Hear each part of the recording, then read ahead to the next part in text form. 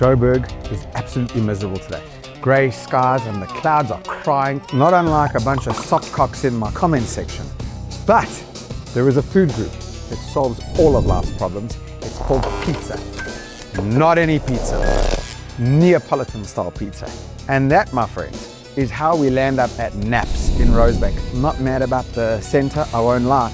But I did some digging, and apparently the owner of this place trained in Naples for 2 months to get every detail right. I'm hungry, and I'm shamelessly gonna tell you if it's good or not. I came prepared. I know exactly what I'm going to order because I did a little bit of sneaky research last night. Number one, most important, I would like a margarita. Classic margarita. Fiamma and capricciosa. Thank you. Oh, we're gonna have to train them. Oy. Okay, just before we eat, I have to give you some much needed context about NAPZ. Because like most family operated businesses, this whole shtick revolves around a husband and wife couple named Enrico and Vivian. It all kicked off with pizza pop-ups a few years ago. Enrico was also the first guy to import an uni oven into the country. And when things started to get serious, he jumped off to Naples to train there for 2 months under an organization called the AVPN. It's basically the organization that protects Neapolitan style pizza. Think of it like champagne only being able to be called champagne if it comes from that region. It's similar with the AVPN. So he took this whole idea of protecting his Italian heritage and the recipe really seriously. This all sounds super impressive, but the real question is, how good is the fucking pizza? And on that note, there's only one way to do it. It's to put it down my schnog and to tell you honestly. Okay, Jean-Andre, look at what we have here, sir. On Instagram, you see a lot of these like super puffed up dough bases that call themselves Neapolitan style, and they are. As I've come to learn, those are more contemporary, modern versions of Neapolitan style. Sometimes, as I was reading online, someone like NAPZ gets a little bit of criticism because their dough looks a little bit flatter. The authentic version is a little bit flatter. It's still blistered. Basically, what we're going to be judging this on is the dough, the tomato base, the cheese, and I see they've even sprinkled what looks like a little bit of pecorino on here. Are you ready for a first impression, Chandra? Hell yeah. I want to get a whole bar of there. Okay, let's talk dough. When you have a margarita, there's not a lot of space to hide from because you've got dough, tomato sauce, cheese, and a little bit of basil. The dough is top notch. The right texture, the right chew, the tomato base, critically seasoned. Simple, they haven't infused a billion things into it. You can taste this olive oily, salty mixed with the tomato base, just excellent. And then clearly they've used fiamma mozzarella. The way it all comes together though is interesting because it's definitely not dry. Fuck, I don't know if you've had enough dry pizzas in your life. It's like chewing on a ball bag. No one needs that kind of stuff in their life. And you've got that added texture of crisp on the bottom, which just adds to the flavor.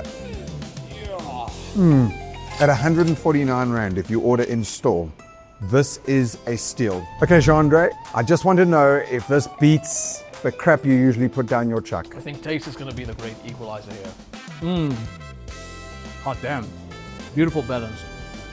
In the world of margaritas, in Johannesburg, 8-3. I stand by this.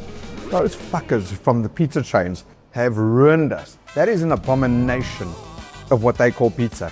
That isn't pizza, that's a cry for help. Eating that shit, those triple stackers, putting everything on it, masking the taste with sauces and crappy doughs and rubbish ovens. That is like kissing your sister. You can do it, it's legal, you just shouldn't, it's not right. This, I don't know that you're gonna find a better Neapolitan style pizza in Johannesburg. I'm just saying it out loud. I don't think you can. I think you'll find close. Okay, what we have here, what they've delivered is probably one of their most popular items. It's called the fiamma, and it's a spicy version of the margarita with some spicy salami. I can see onions, basil. They haven't overshot it. It's a little bit of a oily mofo. Look exactly as advertised. If you are going to add toppings onto a pizza, you still want to keep it minuscule just because you don't want the toppings to overpower the fundamentals of this base. If every now and then you feel like changing it up, adding a bit of variety, you definitely have to like a little bit of spice. I would not take this over a traditional margarita, but I'm a little bit of a purist, subjectively speaking. My fucking channel, if you don't like it, get your own. This comes in lower for me than the margarita. I say 7-3. It's a good score. There's nothing that I can complain about.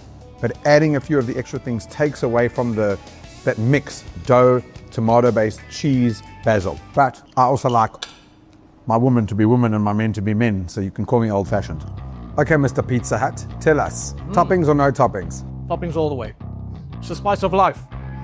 Literally. Okay, now when most people go out, they don't order a margarita almost anywhere, and they do order it with toppings. This is the capricciosa.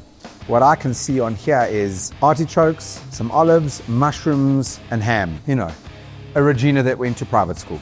99 times out of 100, I would not order this. We got a squirter. I get the allure. If you like a lot of toppings, this is suddenly a much fuller pizza. The capricciosa comes in at 189 bucks at the moment.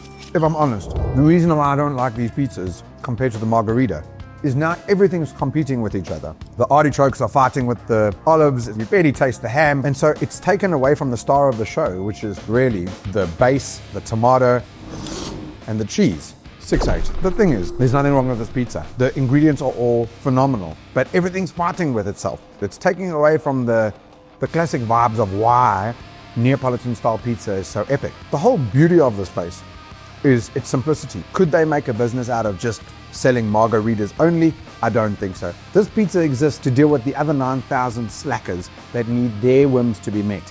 I do not concur. Margaritas. Okay, Mr. Toppings. It's very interesting. It does look like a natural birth gone wrong. Oh, good luck getting it up. Yeah, sometimes you do need a little bit of a lift just to get it up, but before it disintegrates even further.